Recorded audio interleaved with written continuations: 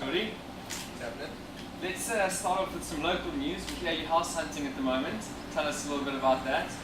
Yeah, it's actually going really well. We just found a place in London, and yeah, I love Cape Town. You know, I love this whole stretch here. It's just pretty amazing to me, and then the wave at London itself is really fun. So I have a lot of friends down here as well, so that's always good coming down and seeing them. A lot of guys chasing for your signature, and apparently Tiger Woods dropped you a line to give you some advice. He called me up and he's like, "Hey, Jordy, what's going on?" It's Tiger here, and I was like, "Yeah, right, it's Tiger, whatever, you know."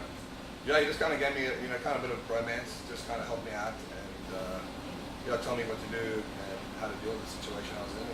Did you take his advice in a different light? Yeah, I definitely. All the stuff that's happened in the last. Yeah, I definitely took his advice. Definitely not about the girls, but yeah, just about life and things like that. And yeah, he's pretty cool guy. So I was lucky to get it. Is there going to be a Jordy flick coming anytime soon?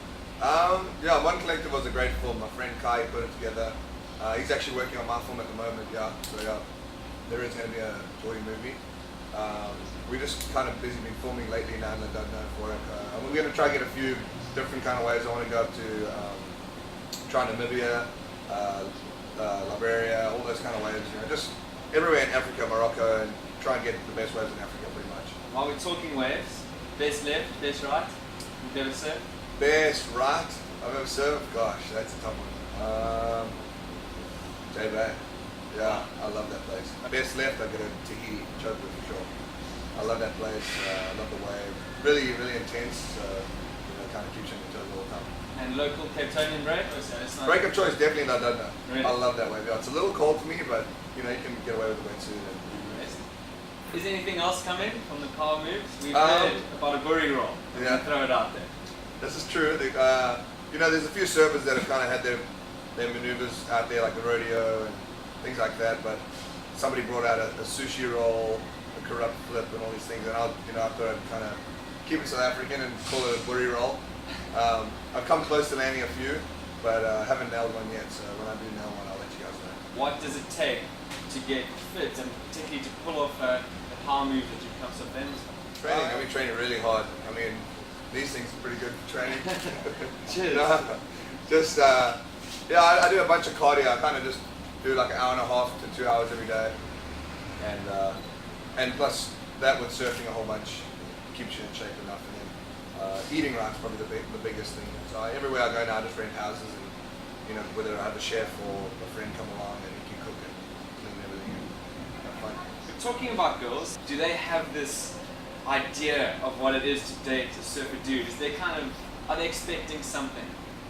You know what, they do. I used to, I was seeing an Olsen twin once, and she kind of thought that it was all this like, hey, gnarly, bro, like killer, and I was just way off that. I'm definitely none of that, and yeah, it's just they kind of get an idea, but more the kind of the wannabe Hollywood kind of style. That's how they, made us out to be. It's like that, oh yeah, bro, what's happening, dude?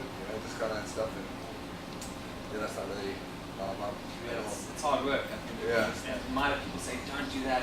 Go get a normal job. Go do it. Oh yeah, I'll tell you, I had so many people like that growing up that told me I had a huge list of people, like from school teachers to parents to, gosh, just the list went on forever. They'd be like, oh, what are you doing this surfing thing for? You're never going to succeed. And yeah, it's just one of those things. If you believe in your heart that you can do it, I'd definitely say go for it. And don't let anybody tell you different. As long as you're having fun, that's the main thing. Your much more laid-back approach last year, and the results seem to flow.